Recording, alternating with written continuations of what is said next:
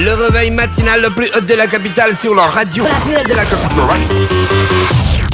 Du lundi au vendredi, de 7h à 10h, reçoit... Mosley est avec moi dans le studio des 104.5. Mosley, rebonjour. Rebonjour Dafash, bonjour tout le monde. On va encore s'excuser auprès de notre invité. Exactement. Pour le désagrément. Parce que je pense qu'on a attiré un peu en longueur avec Ferdinand. Ouais, non, c'est vrai. D'accord. Donc ce matin, on reçoit monsieur. Ce matin, nous recevons monsieur Langema Gérard, Langema Mintoro Gérard. C'est l'ancien secrétaire exécutif de l'Union nationale. Tout le monde le sait. Il était l'adjoint de feu André Mbaobam. Aujourd'hui, président de l'Union nationale Hamon. Et il est comptable de formation. Donc, c'est quelqu'un qui, par le passé aussi, avait un parti politique et qui était membre de la majorité, qui a permis la formation de l'Union nationale. Je crois que tout le monde connaît un tout petit peu ce parcours-là. Donc, aujourd'hui, il ne vit pas en France. Qui? Gérard Langema. Il est là. Il est là. Il est là. Il vit bien à Libreville. Il n'est pas en France. Je crois que lui va le confirmer. D'accord. Monsieur Langema, bonjour. Bonjour. Merci d'avoir accepté notre invitation et excusez-nous encore comme nous vous l'a présenté nos excuses ce matin à cause du temps. On sait que vous avez beaucoup d'activités mais c'est un réel plaisir de vous recevoir aujourd'hui. C'est Mosley qui va diriger notre interview ce matin. Alors nous, on vous redit encore bonjour parce que c'est pas tous les jours qu'on a un jeune très engagé dans le monde politique. Mais la première question est de savoir pourquoi avoir créé une dissidence au sein de l'Union nationale. Pourquoi avoir créé une dissidence au sein de l'Union nationale? D'abord, avant de répondre à votre question, je voudrais vous remercier de l'opportunité que vous me donnez de pouvoir m'exprimer ou d'éclairer la lanterne de quelques compatriotes. Pourquoi avoir créé une dissidence au sein de l'Union nationale? Évidemment, comme dans un couple, lorsque l'humeur n'est plus, évidemment, il faut bien que les gens se séparent. Évidemment, dans le respect, c'est le souhait. Dans le cas du parti que nous avons créé, le parti qui a suscité tant d'espoir au niveau de la population, à savoir l'Union nationale, la dissidence est née du fait que les textes n'étaient pas respectés. Il y avait une sorte de caporalisation du parti. À la limite, ça devenait comme si c'était le parti unique où un individu peut nommer des gens, il peut s'asseoir sur les textes. À partir de là, moi je considère que les statuts d'un parti sont comme la constitution d'une république. Et si nous voulons ce que tous nous réclamons à corps et à cri, une république où le droit prime surtout, il faille d'abord que nous commencions par respecter les statuts qui fondent évidemment l'organisation d'un parti ou d'un État. Donc pour moi, c'est la rigueur que j'ai de faire respecter les textes du parti. Évidemment, à une époque, on a pensé que M. Langema était têtu ou bien désobéissant, mais évidemment, la preuve est là. Je ne suis pas le seul qui est quitté. Vous avez le vice-président Yegendo qui est parti, vous avez le maire Esson-Mengue qui est parti, vous avez les souverainistes, donc ce qui paraissait hier comme le problème des Langema, aujourd'hui, la nature a voulu que ce soit présenté aujourd'hui comme un véritable problème de management. Est-ce que c'est le non-respect des statuts qui vous a amené à un moment donné à demander à ce qu'on déménage de l'ancienne Sobrara, le siège actuel de l'Union nationale qui est désormais détenu par Zachary Mimboto? Est-ce que d'ailleurs c'est lui qui faisait monde de dictature ou de caporalisation?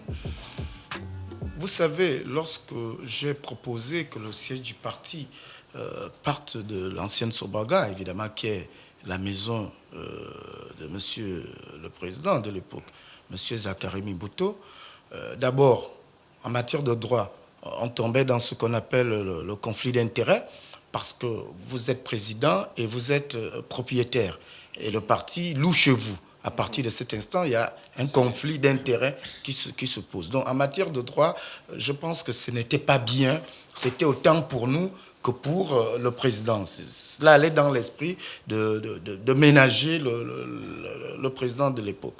Mais je dois dire que si nous avions reproché ce fait à Madame Madeleine Bouransou, qui logeait et qui faisait louer la Cour constitutionnelle sur ses propres locaux, pourquoi nous, on va le faire à l'Union nationale? Donc, nous ne pouvons pas dire que pour Jean, ce n'est pas correct, et quand il s'agit de nous, que c'est correct. C'est vraiment pour qu'aussi les gens se sentent à l'aise Parce que si le propriétaire est là assis et que vous êtes amené à avoir des points de vue différents avec lui, évidemment, ça influence votre morale. À partir de là, pour moi, il était nécessaire que le parti parte. Et puis, il y a eu des petites paroles, c'est la maison de mon père, c'est machin, vous comprenez. Donc, il y a des excès de cette nature. Et évidemment... Est-ce que vous voulez dire que l'Union nationale, finalement, est devenue une question de Mimboto en premier? Écoutez, je n'ai pas à dire les faits. Il n'y a qu'à regarder les faits. Les faits sont là. Les faits sont là à partir de cet instant. Vous voyez toute la cacophonie qu'il y a là-bas aujourd'hui dans leur aile. On ne sait plus. Hier, c'était M. Dioctane qui était candidat. Aujourd'hui, c'est monsieur... On parle plus. Ce sont des rumeurs de M. Ngondiou qui veut s'imposer. Donc, vous savez, moi, je dis, j'ai tourné la page de cette histoire. J'ai vraiment tourné la page. Je regarde le Gabon aujourd'hui autrement. Évidemment, plus avec eux, mais nous restons des compatriotes. Ils ont leur vision, moi j'ai la mienne. Donc nous nous respectons. Est-ce que vous n'avez pas un peu mal de ce qui est devenu le parti que vous avez créé avec beaucoup de personnalités? Ce que ça devient aujourd'hui? Vous n'avez pas un peu mal au cœur? Non, vous savez, le parti est un instrument. Ce sont les idées qui fondent l'action. C'est la pensée. Le parti n'est qu'un instrument qui puisse permettre de réaliser les idées, la pensée. Évidemment, si les idées restent intactes, même autour d'une autre organisation, on peut réaliser les objectifs que nous sommes assignés. Donc, pour moi, d'abord, merci pour cette question. Il faut qu'on arrête de faire croire aux Gabonais que l'héritage de Mbobam, c'est l'Union nationale. Il faut qu'on arrête. L'héritage de Mbobam, c'est l'instauration de la démocratie, c'est l'instauration de la justice. Ce sont les idées qu'il a véhiculées, qui sont importantes pour les populations, pour nous qui l'avions accompagné. Ce n'est pas le parti. Le parti, c'était un instrument qu'il a utilisé, qu'il a créé pour pouvoir faire aboutir ses idées. Donc, voilà ma conception de l'héritage que Mbobam a laissé. Ce sont ses idées, ce sont ses valeurs. C'est ça pour moi. Ce qui vous a amené à créer Union nationale Amo? Non, l'Union nationale Amo, vous savez, écoutez, vous êtes là dans des locaux. Il y a bien eu, je suis sûr que cet immeuble appartient, peut-être pas, sauf si je me trompe, à un seul individu. Oui, je crois que ça doit être un jumelage, un assemblage de personnes. Si vous amenez les tôles, moi j'emmène les murs, l'autre amène les portes, et puis un matin, vous créez dans votre tête le droit de penser que le parti vous appartient. Non, moi, ce que je sais, lorsque nous avons créé l'Union nationale, nous l'avons créé pour les Gabonais. Nous avons créé l'Union nationale pour les Gabonais. À partir de l'instant où nous avons pris nos partis, volontairement, parce que nous étions une pléthore de partis. Mais d'autres ont refusé. Nous avons accepté, il s'agissait du MAD, du feu Pierre Claven-Zimboum, de l'UGDD de M. Mbuto et du RNR de M. Languema.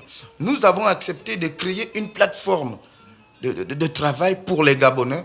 Pour moi, il n'est pas question, qui que vous soyez, peu importe comment vous vous appelez, que vous puissiez penser que tout le monde va se coucher devant vous. Pourquoi ? Nous avons créé pour les Gabonais et à partir de là, j'ai décidé qu'en tant qu'élément fondateur, je ne pouvais pas laisser penser un seul instant à un individu qu'il peut soit mettre les gens à la porte, parce qu'on l'a entendu lors d'un passage en Toum, je m'excuse de revenir en arrière, où le président de l'époque et son vice-président de l'époque, M. Yemba, nous ont demandé à M. Languema, à M. Yégué de démissionner et de ne plus parler au nom du parti. Mais de quel droit est-ce que ça se passe comme ça? Même lorsqu'un militant est en faute vis-à-vis du parti, il y a ce qu'on appelle un chargé de discipline, il y a un conseil de discipline, on doit l'écouter avant de décider. On est passé à quel conseil de discipline pour dire à M. Jean Yégué, qui est membre fondateur, à M. Languema, qui est membre fondateur, qu'ils n'ont plus le droit de parler au nom du parti. Et en plus, vous faites un congrès où nous ne sommes pas invités. Même si vous débarque de vos postes. On dit que c'est l'origine de votre frustration. Non, ce n'est pas une frustration. Même si vous avez du mépris pour nous, je crois que en tant qu'être humain, on devrait au moins nous tenir informés qu'il y a un congrès, vous êtes invités à y participer. Et nous revenez à nous de dire, nous ne venons pas parce que nous avons des désaccords, mais nous n'avons pas été ni informés, ni invités, et puis on nous débarque. Mais vous ne pensez pas qu'après avoir annoncé vous-même l'organisation de votre propre congrès, qu'il n'était plus nécessaire pour eux de vous inviter? Non, vous savez, je n'ai fait que parler très haut. Moi, je ne suis pas le style de Gabonais hypocrite qui ne savent pas prendre leurs responsabilités. Contre vents et marées, même s'il faille que je me retrouve tout seul, j'assume mes idées publiquement. Alors, lorsque j'ai demandé le congrès, parce que le parti était en train de prendre de l'eau, et la conséquence, c'est l'état de décrépitude de leur aile aujourd'hui. Un parti qui ne peut plus réunir 100 personnes ou 200 personnes, en fait.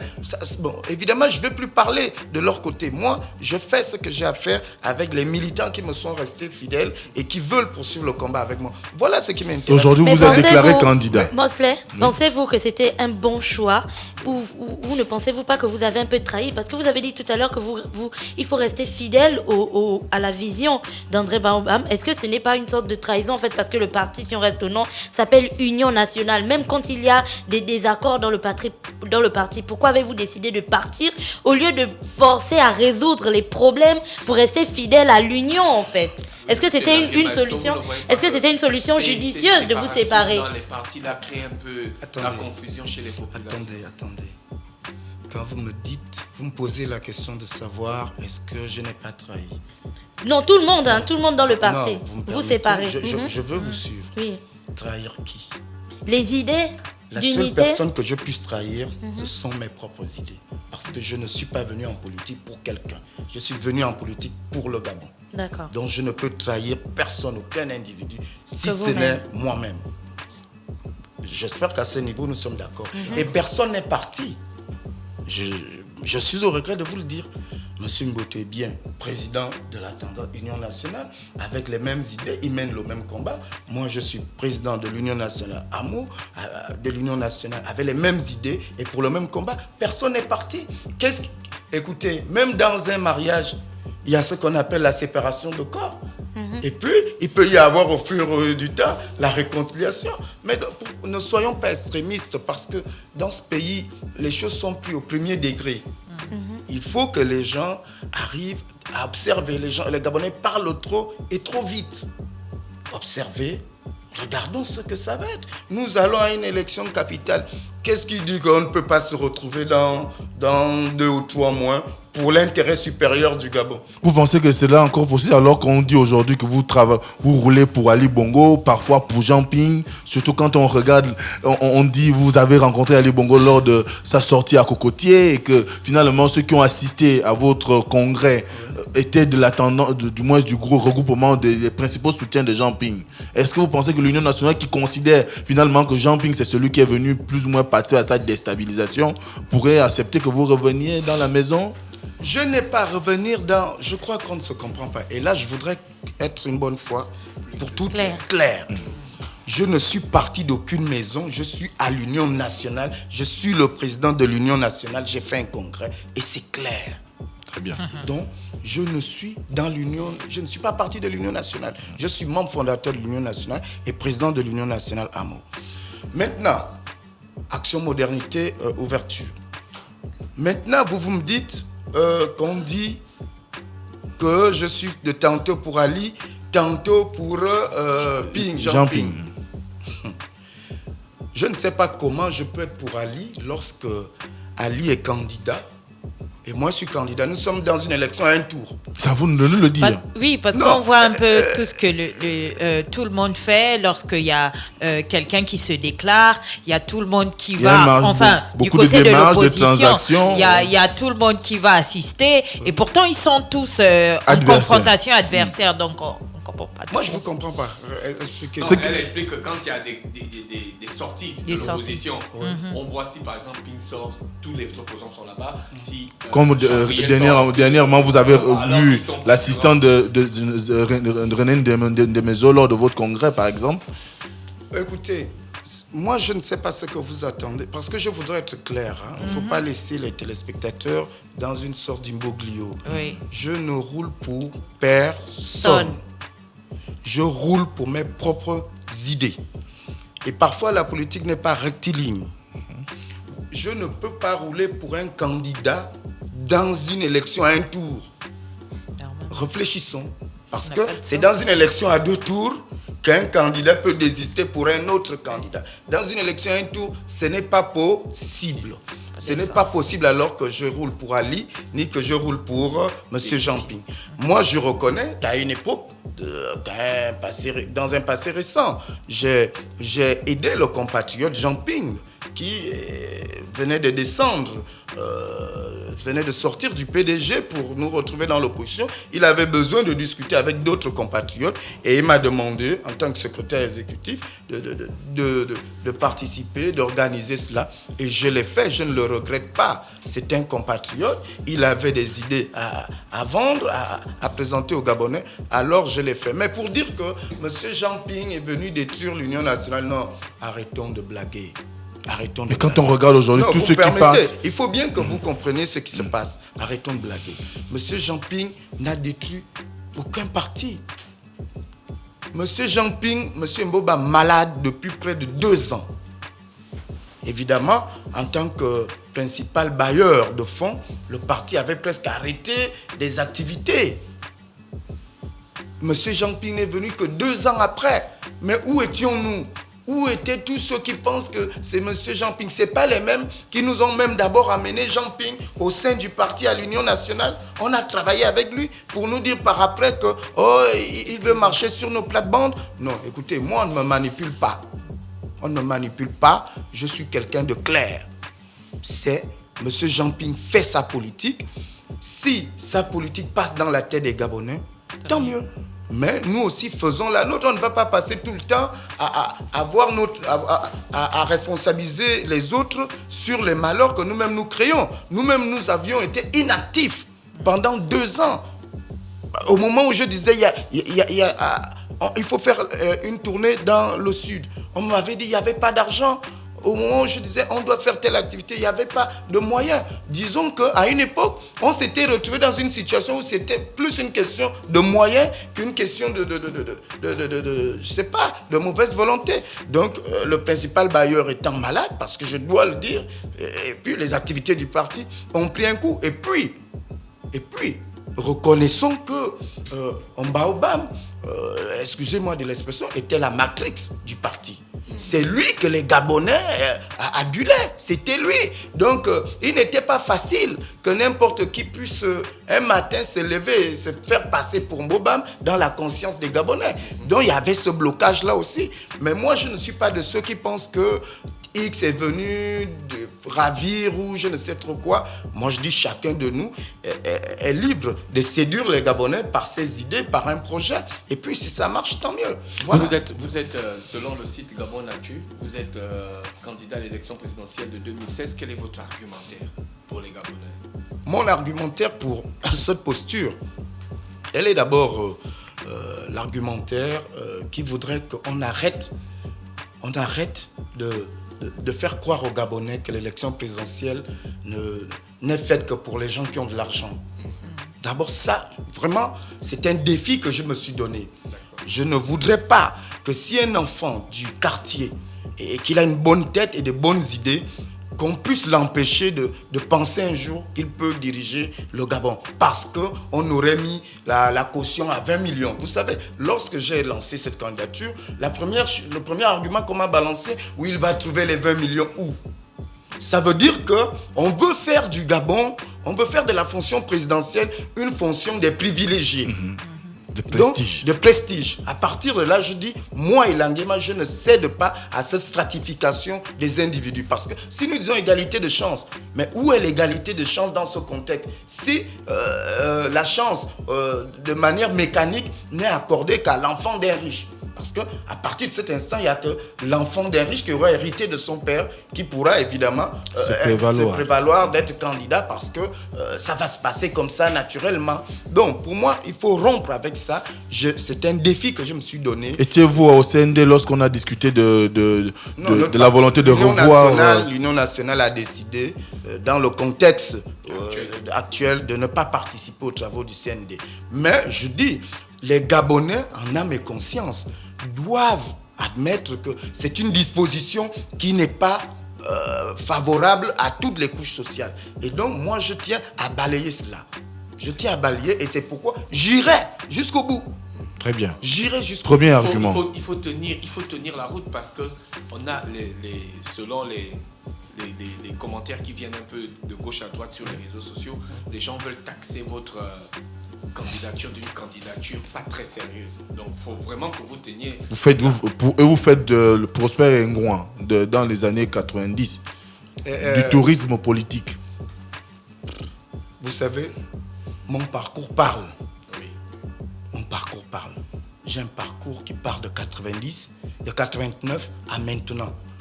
Et ceux qui me connaissent, ils savent que quand je m'engage dans une affaire, ça veut dire que je m'engage de manière sérieuse et sereine.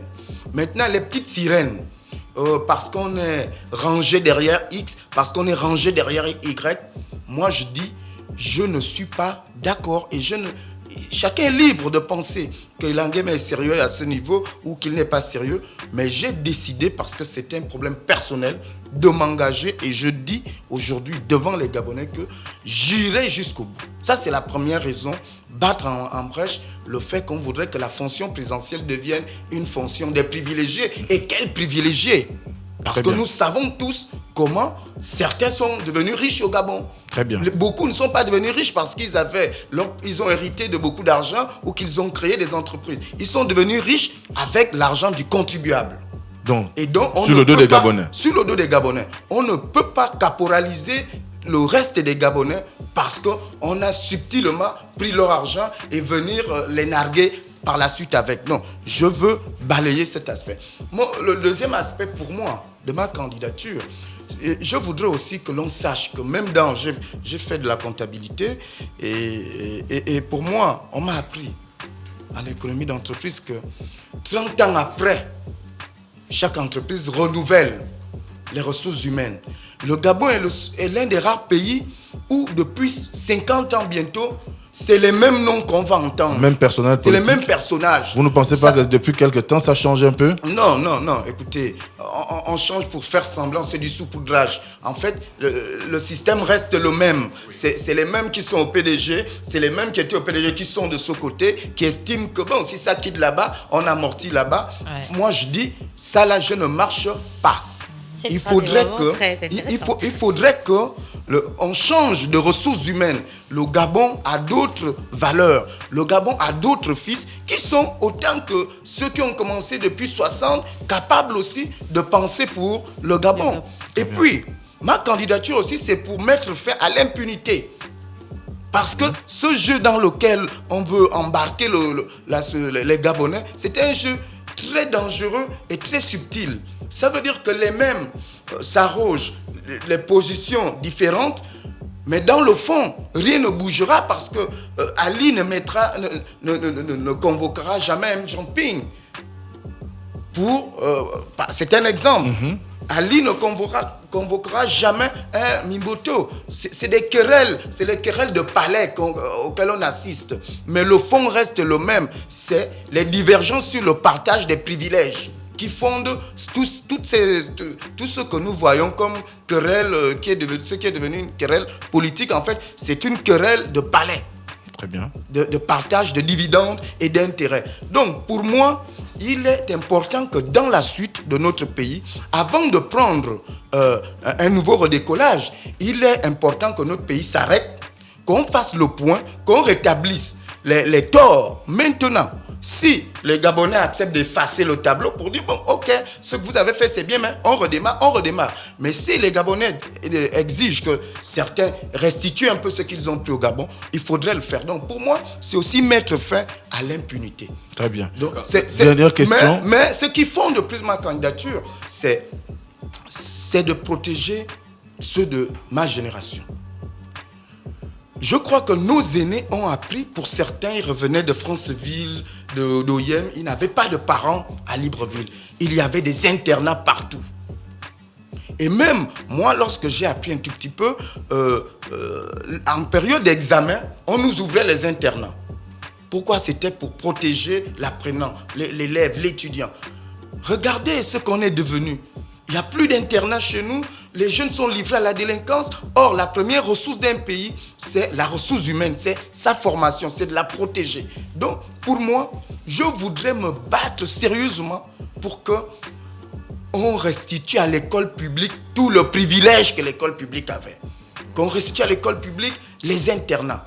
Qu'on restitue à l'école publique l'excellence de l'école. Voilà, au lieu qu'on oblige les parents à envoyer les enfants dans des écoles privées. Donc, ce sont quelques éléments qui m'ont emmené à dire, Gérard, en tant qu'enfant revenant des Mapan, comme disent certains, mais du bas quartier, comme disent aussi d'autres, il faut un homme qui connaît les difficultés des Gabonais, un homme qui sait que les Gabonais ne mangent plus 3 fois par jour. Parce que qu'est-ce que tu peux attendre de quelqu'un qui n'est même jamais allé acheter du pain chez le boutiquier à côté? Et il ne sait pas que 125 c'est cher pour quelqu'un qui gagne 50 000 francs tous les matins. Et les Gabonais, beaucoup de jeunes Gabonais ne mangent même plus 3 fois par jour. Certains vont à l'école, ils reviennent et ils trouvent dans leur foyer, il n'y a rien à manger. C'est pourquoi moi je pense que pour que les jeunes apprennent de manière sereine, il faut rétablir les conditions d'égalité de droit. Pas de chance, mais d'égalité de droit, ça veut dire une école publique pour tous et des internats pour tous pour que le démarrage soit le même et les chances données à tous. Merci, monsieur Gérard Elangema qui est avec nous ce matin. Vous avez beaucoup d'occupations. Nous n'allons plus vous retenir pendant longtemps. C'était un réel plaisir de vous recevoir dans notre émission. J'espère que pour d'autres communications, vous pourrez passer. Merci à tous les auditeurs qui étaient connectés sur les 104.5 Urban FM, la station Eben. Merci encore à Mostin. On va retrouver Ingrid dans quelques minutes. Urban FM 104.5. Urban FM, toujours dans le barrio, proche des éléments. On fait passer les chariots à chaque événement. Général en costard. Urban FM, c'est cool, c'est fun. En fait, jamais une radio n'avait été aussi musicale. Et si on refaisait le hip-hop?